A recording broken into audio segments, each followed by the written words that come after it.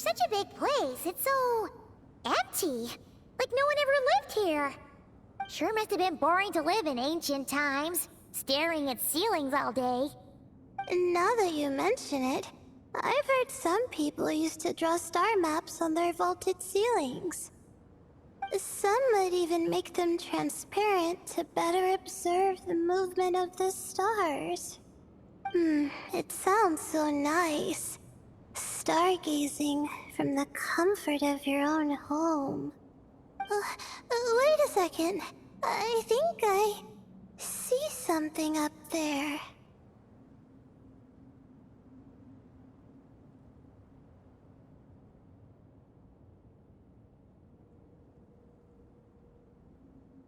Huh? How is Paimon supposed to do that? Oh, right. Flying. Duh. Alright. Sit tight, everyone. Adventurer Paimon will be right back.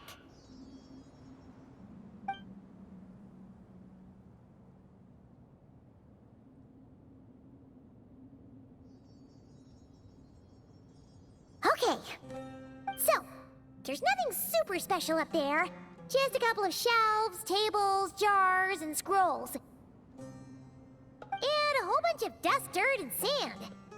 You really want to search through all that stuff?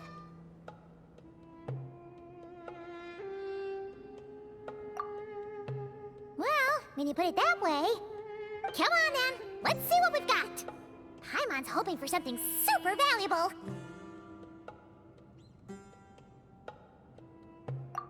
Thanks. I'll stick close.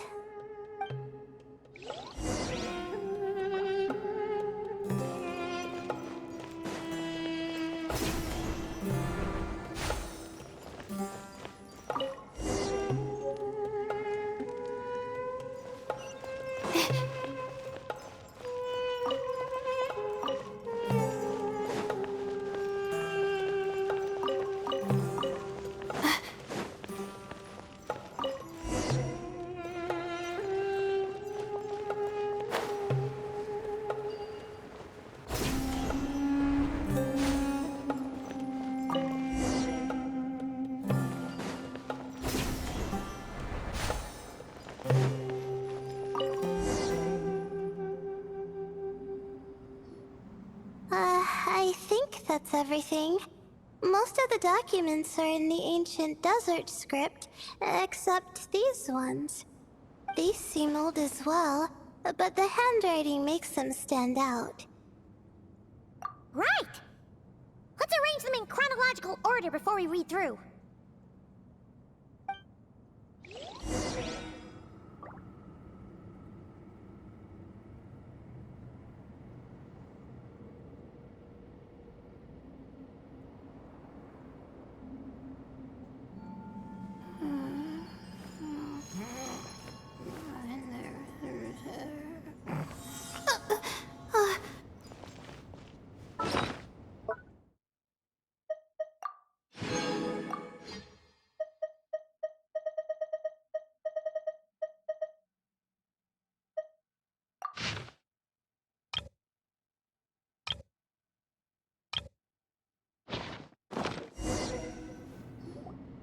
Okay, now let's take a look.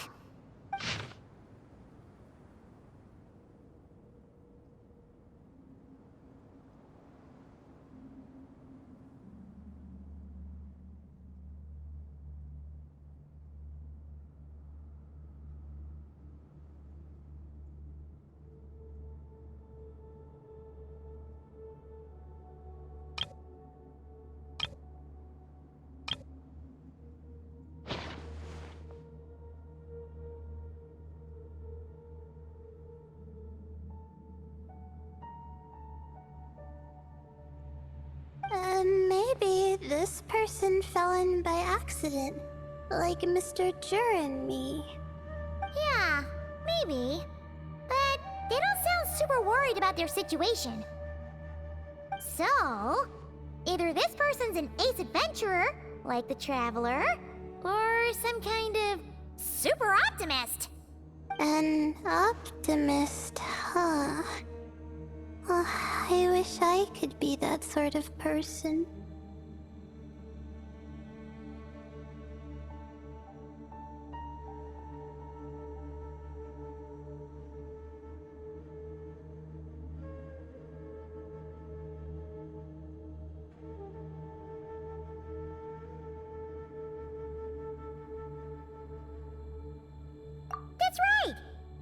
detailed, and passionate. Great qualities for an adventuring buddy. This Optimus seems super obsessed with exploring every corner of this place. That could have gotten them in big trouble for all we know. Well, I appreciate the compliment. It's almost magical how words like that can make you feel like you can do anything. I only wish that magic could last a little longer. Until I figure out my new study topic, at least.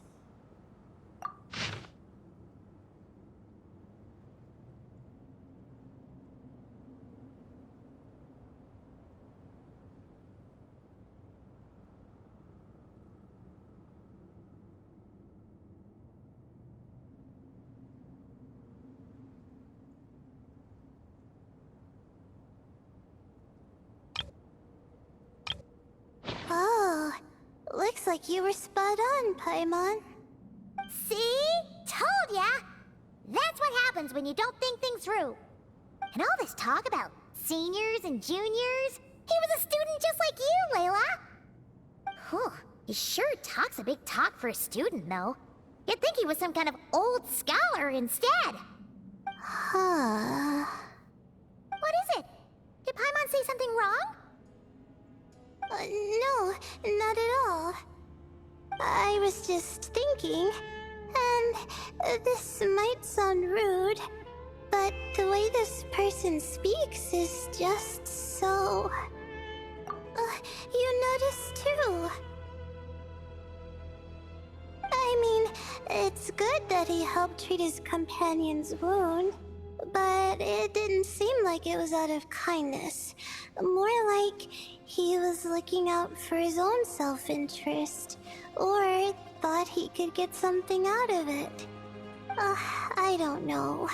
Maybe I'm reading too much into it.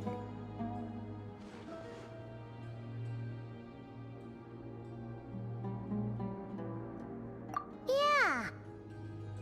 If you're both in this dangerous situation together, wouldn't you mention them at least once? If it were Paimon, she would write down the name of every single person she was with. No one would be able to get away.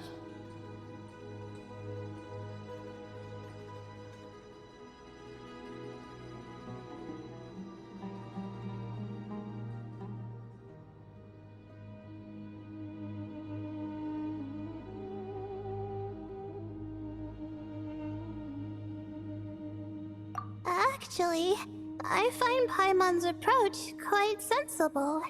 It makes sense from a safety perspective, too.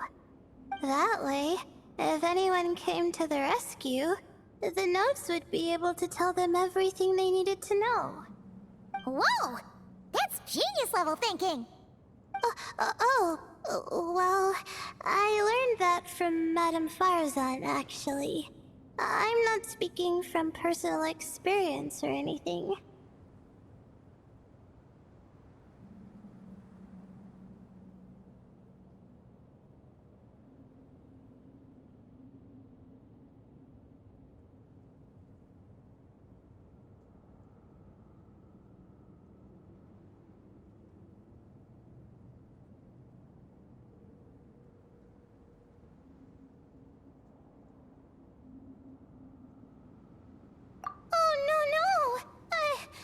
I'm just a student. It's fine! You taught us something, so you're our teacher. Simple as that. Anyway, from the looks of things, the student who left these notes behind was pretty weird. Let's keep reading.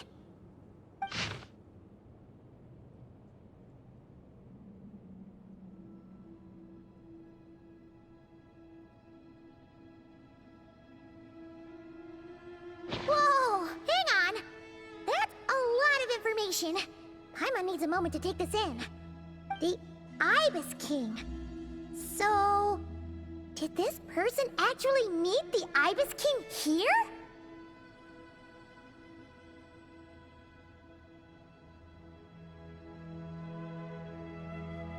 Sorry. Who?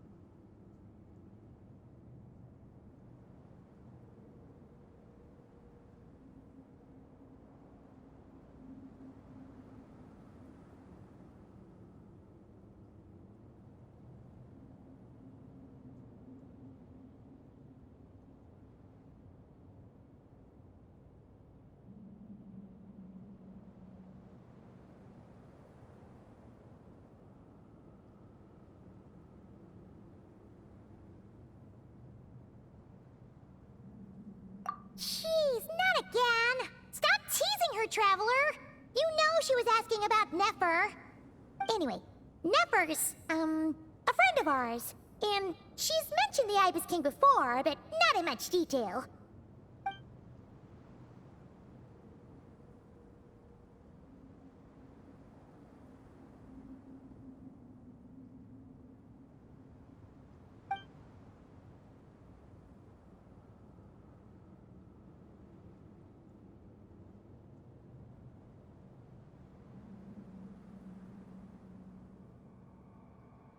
Oh, I see. Well, that's not too surprising.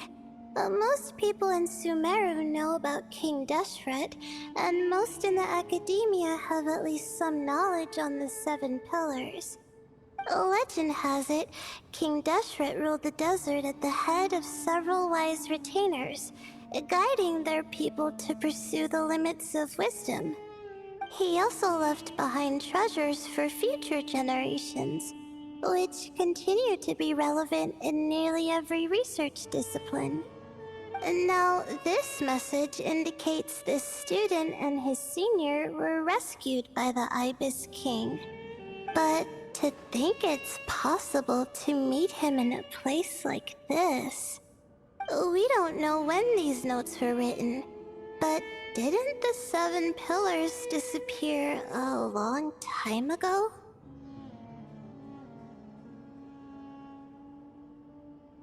Yeah, the notes made it sound like his powers were restricted.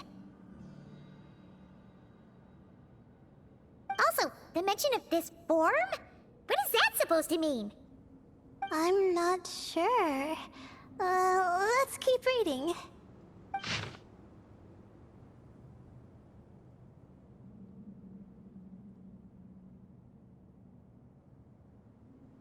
Oh, this is the last page. There's even a signature at the end. Well, sounds like they made it out. Guess it was a happy ending after all.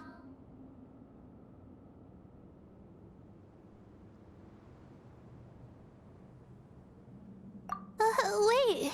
But it says, the Ibis King cannot be trusted. Huh.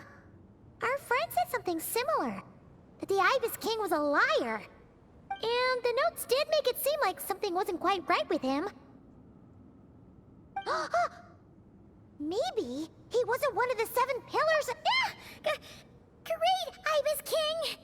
If you heard that, Paimon didn't mean it. Please forgive her. Don't trap us here. I think Paimon raises a good point. Let's keep our guard up just in case. Alright, I think that's all the clues around here. How about we... Oh, it's Marak! That means Kaveh and the others should be around here, right? Hello? Anyone up there? Can you hear us? Yeah, we can! You know, sound travels just fine in an empty chamber like this. You don't have to shout. Of course, if you're shouting to express your excitement at being reunited, by all means, pretend I never said anything. Yelling like this is kinda exhausting. Come on, let's head back down.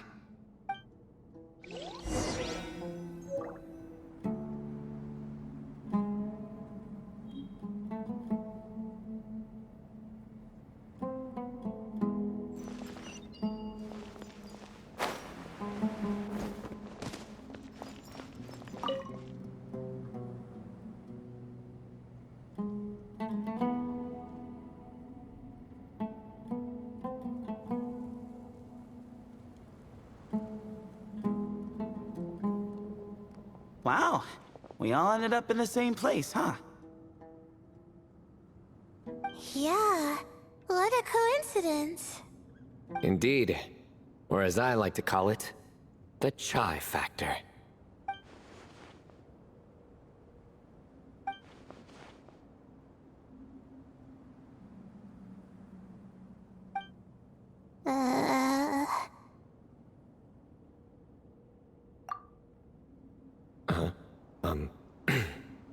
No reply? Just say it. All right. Because it's spice to sweet brew again.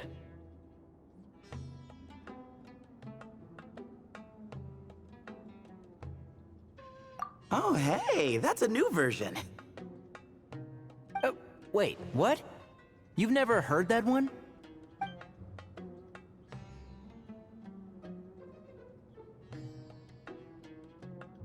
What are you looking for? A place to sit and read my book.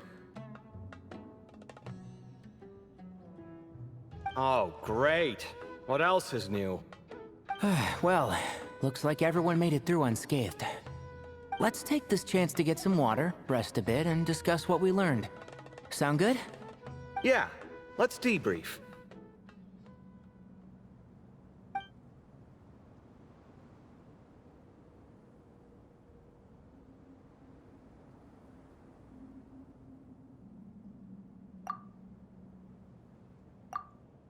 Okay, so we all learned a lot, but it feels like we ended up with even more questions.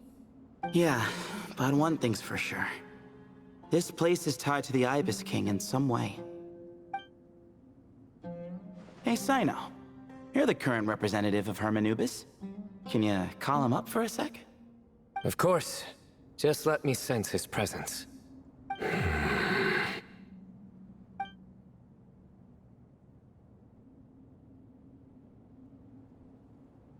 Just kidding. I can't sense him at all.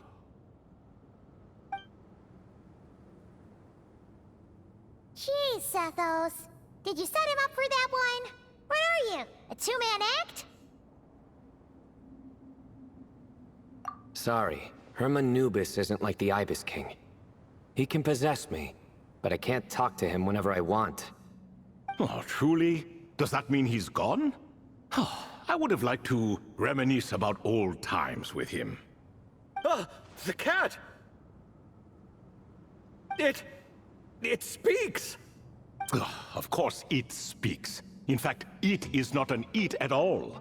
You do me a great offense. My apologies. Esteemed cats, sir?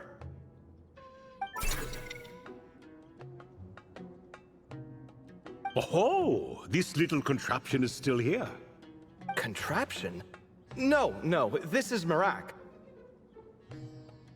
Which means you do his assistant a great offense. Huh? Well, I didn't mean... Well, I apologize. I wasn't referring to this Marak, but rather the thing that operates it. King Deshret was quite partial to it.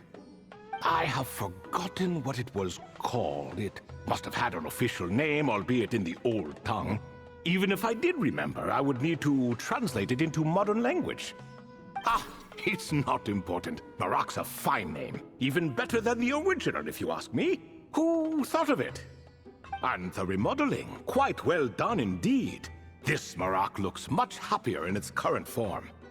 Oh, and the components should have model numbers written on them. You can look them up if you're curious. This cat talks a lot. Quite the one-sided conversation. Is this what the Ibis King was like? He seems quite eloquent. I wonder if he plays cards. Ha! I knew Marak was a great name. Go me! Let's see, what page was I on again? Should have brought a bookmark. That all went over Paimon's head.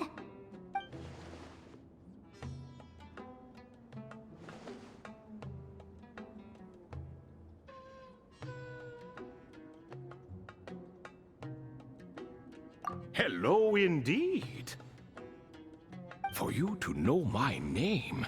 Yes, I was not mistaken. You are special among your companions. But you are all guests. It is only proper to invite you in. Come then, this way.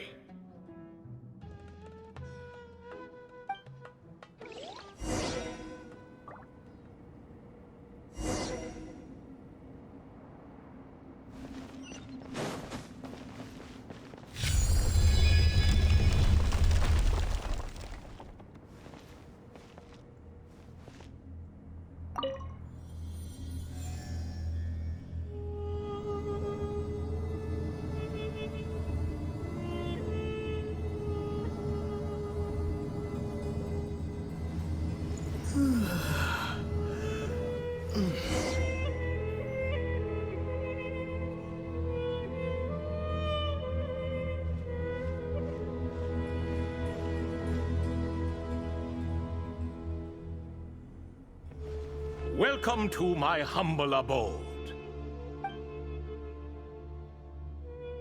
Oh, your house sure is spacious, Lord Ibis King. I fear it's not quite what it used to be. In fact, it has long ceased to be my home at all. It belongs to the descendants of the cats I once raised. Such adorable creatures, aren't they? Take the one I'm borrowing here, for instance. A chubby fellow with such lovely fur. Anyway, tradition dictates that a special guest such as yourself be presented with a gift. Alas, it's a first-come, first-served basis, you see. I fear with the passage of time, none are left. What? So the treasure's gone already? Treasure, you say? Not an inaccurate description.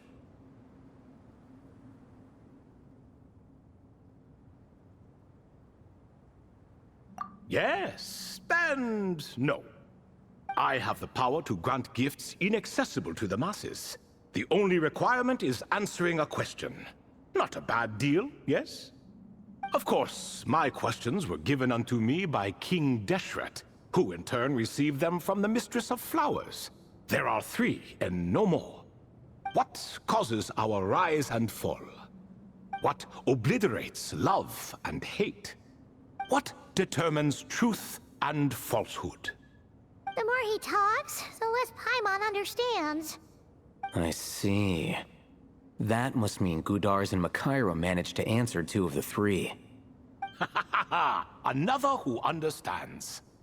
Oh, so that's the event those 2 slabs are depicting. Ah, priests and their records. A singular obsession, and quite boring, too. After being imprisoned within Aru, I could, on occasion, take the form of a cat to converse with those around me. But I despised speaking to them. No conversational skills whatsoever. Now, humans like you who stumble in here from time to time, you are much more interesting. Hold on, we're getting off topic again. The 3 questions you just mentioned? What are they for, exactly? Ah, that is a story that begins with King Deshret. And we're in for another long one. Nostalgia for the past is common to us all, is it not? And our king, he was such a proud, solemn man in those days. He watched us speak of the present and the future, of the wisdom we possessed, or were about to obtain. We were his proud retainers, confident in our belief that, so long as each one of us used our abilities to the fullest, progress was inevitable. Yet, King Deshret's ambition was not destined to be allowed in a closed-off world such as this. So nothing went as planned. In fact, from the beginning, there were signs an outcome of this nature was inevitable. Because although there were 7 pillars, one was forever absent. Al-Ahmar would insist the Dendro Dragon Sovereign was one of us, but the dragon herself rejected that idea. Huh. Like a card you can never seem to draw from your deck. More like a card that was never in the deck to begin with. Alas, that's just who Al-Ahmar was. There was nothing we could do about that. And I always preferred chess to cards. In the end, life grew unbearable for our king. But of course, those who remain must continue to live on. But subjects like us were less fortunate. After all, the fate of a retainer is decided by the king, including the chance to walk away. So it was then that King Deshret had Kroko, Goti, and I locked up within Aru, where we remain to this day. Krako. Goti? Ah, of course. You're more familiar with their full names. Sobek, the Crocodile King, and Hereshef, the Goat King. And let me tell you, when it comes to chess, Hereshef was a habitual backseat strategist, always spewing nonsense from the sidelines. Well, Sobek was all too quick to take his terrible advice, to the point where I was the one who got accused of cheating. Chess is an exercise in patience, and that man couldn't sit still to save his life. He could never excel at that game. In fact, neither of them were good at chess. Even so, we played together often, and since I was always the winner, we got along quite well. What are you laughing at? Were we not good friends? No one's laughing. Paimon would never. No, not you. It's Goaty. He's laughing for no reason again. Can you not hear him? Ah, right. Of course you can't. The two of them are inside Aru, as am I, so only I can hear them. What is even going on here? Has he, like, started to lose it after being trapped for so long? That does happen to prisoners serving life sentences. Speaking of which, how's Azar doing these days? I doubt he's doing much of anything. Just what I wanted to hear. What is the meaning of this? You doubt my words? I have half a mind to not talk at all. Oh, no. They're not questioning you, Lord Ibis King, just discussing other things. Please, continue. In that case, where were we? Getting to the part about the 3 questions. Hopefully. Ah yes, we're almost there. Before I entered Aru, King Deshret said I could be released from my eternal seal if I chose humans who could provide the correct answers to those 3 questions. The first person who caught my eye was Gudarz. I asked him, what causes our rise and fall? He answered, conspiracy and betrayal, for it renders the righteous and wise unable to succeed, and thus nations fall. I found his answer quite interesting, so I bestowed upon him the power to deceive. The second human I chose was Makaira. I asked her, what obliterates love and hate? She said unto me, I have nothing left to lose. Vengeance alone can quench both love and hate. I found this to be another fascinating response, so I granted her the power to be loved. But both of them ended up... Now then, young one, riddle me this.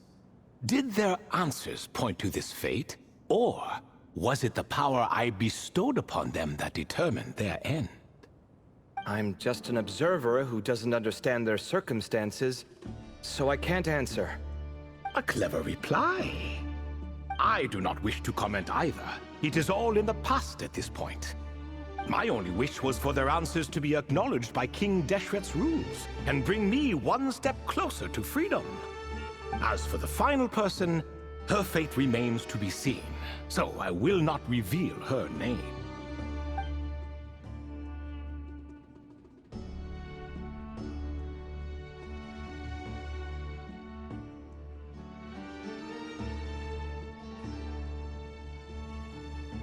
I asked her, what determines truth and falsehood? And found her answer quite compelling, so I bestowed upon her a gift to match. As you can see, however, I have not been freed, so it's clear the answer she gave at that time was wrong. But alas, 3 people were chosen and 3 questions were asked. So now all I can do is wait. Wait until her wisdom is in line with the rules set forth by my king. Until she has found the true answer to that question. No wonder there was no 3rd stone slab then. Or perhaps you're just not ready to include her in the story. Though, that might be a generous interpretation. Well, it's not merely because her story remains unfinished. As the remaining priests of this place left, or passed on, there were none left to record the events that followed. Besides, Stone slabs are few and far between in the Great Red Sands. In the sprawling desert, very few things or people even manage to leave a trace. But sometimes I can't help but wonder, if that young man from several centuries ago had been willing to answer my question, would I have left Aru by now? Wait, so there was someone else? Of course, it has been thousands of years after all. All sorts of people have stumbled upon this place, but I only chose the special ones. That young man had such a singular intelligence, though his companion, by contrast, was rather average. The author of those notes we found? The student named Zandik? Ah, yes, I think that was his name. In truth, I was unsure whether I should grant him my third remaining gift. He was, of course, exceedingly clever, but he was also mistrustful and narcissistic in equal measure, and there did not seem to be a line he was unwilling to cross. Too much power could be dangerous in the hands of someone like him, so I found myself rather relieved when he declined my gift.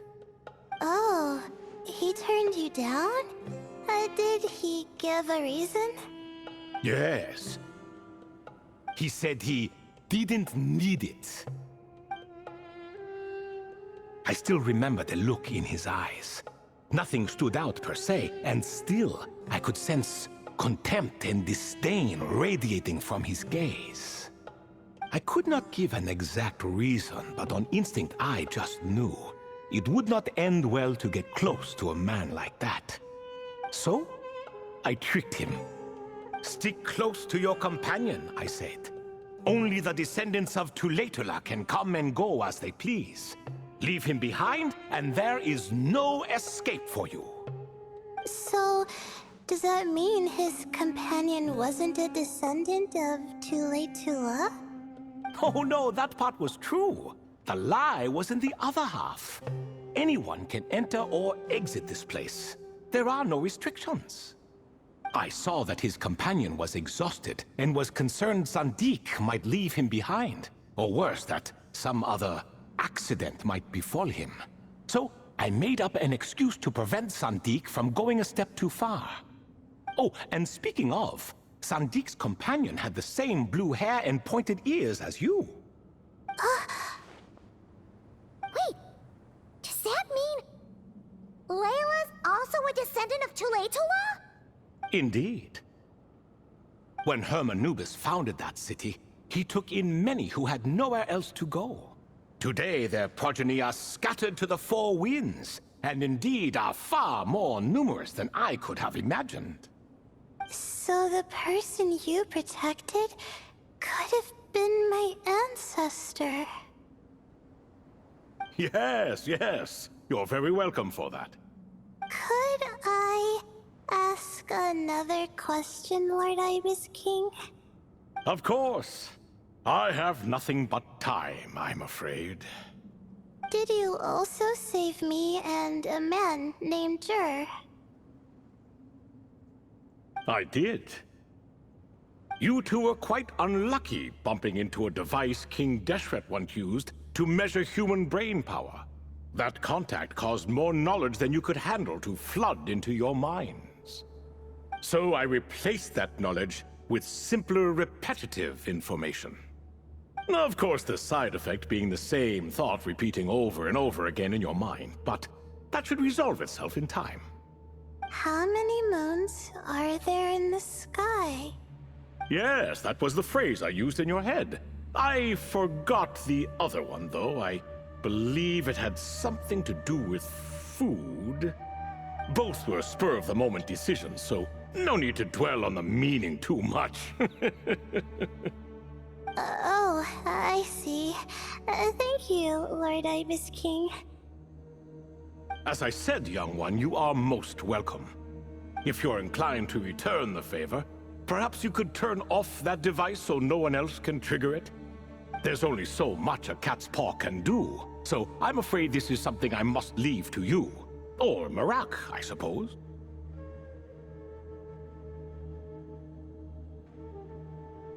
Oh, splendid! Another one bites the dust. Such is the fate of things here. Day by day, little by little, the remnants of ages past fade into obscurity. For that reason, the gifts of bygone eras, be they tied to your blood or technological in nature, are not to be revered. They are tools, nothing more. Disrespectful? I simply make the most of what I have. Besides, our king has been gone all these years. What good does it do to revere him now? Oh, are you talking to the Goat King again? No, Croco this time. He's pestering me for another game of chess. Says he wants to even the score. Wishful thinking, if you ask me. If we counted one push-up for every loss, he'd owe me 300,000 by now. Of course, that's just a rough estimate. I've never kept count. It appears that's something you like. Being someone unable to be defeated. I suppose so. All right then. Time for me to extend my winning streak, and for you all to head home.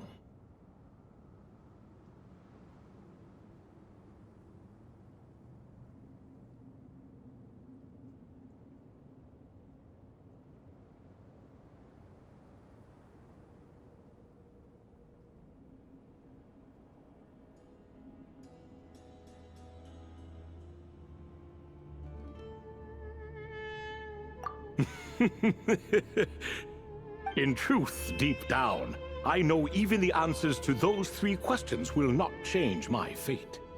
But that is for me to reckon with. Go on now.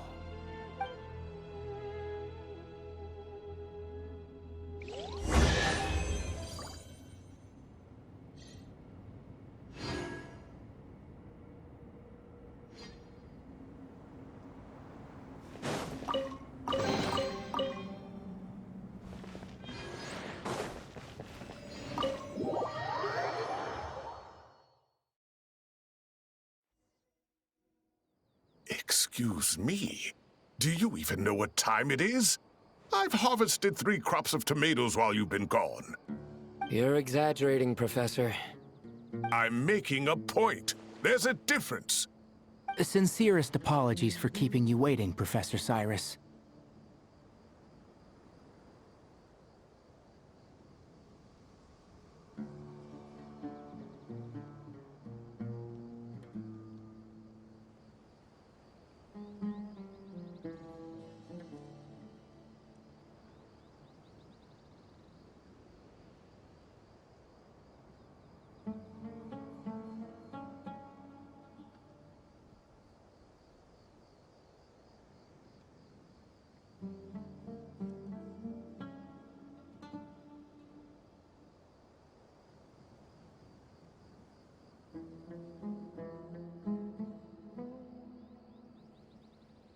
See, that's what I call manners.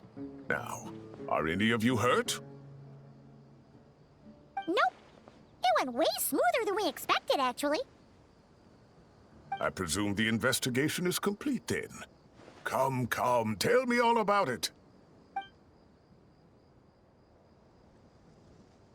Oh my, did you luck out? If you've read the work from the Vahumana Dashan, you would know that the Ibis King has, well, let's call it a mixed record. Perhaps he softened up a bit in his old age, and that's why he chose to help you. Or perhaps he just didn't have a good enough reason not to help us. See? Marak agrees. How do you even know that's what Marak meant? That could have just been a happy noise. In any case, there's a lot to be happy about. We figured out what happened to Layla and Jer, and there were some unexpected takeaways too. Yeah, I never expected to learn about my ancestry. I've always thought of myself as just an ordinary student. I never would have even considered something like that could be true. Come to think of it, Our ancestors might even have been friends at some point. Huh? You're right. Maybe I should take a trip back home to see if I can find any records about that. Oh, I was just throwing that out there. I wouldn't want you to go to the trouble. It's fine. My advisor gave me a break, and I still have a few days left, so... Oh, wait. My study topic. I haven't made any progress at all. No. I need to focus on that instead.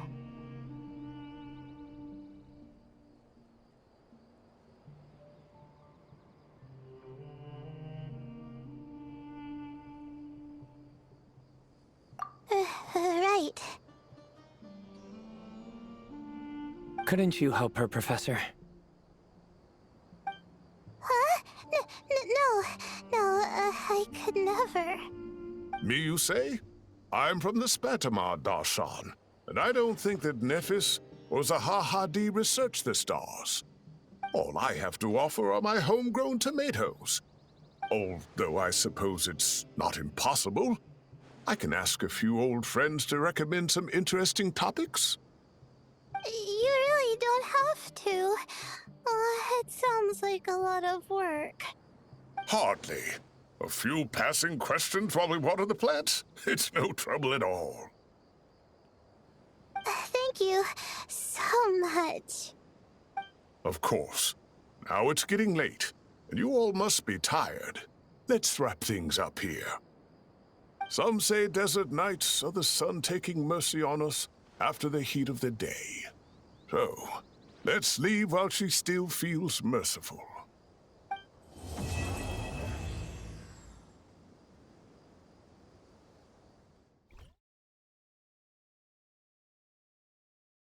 Equal measure, and there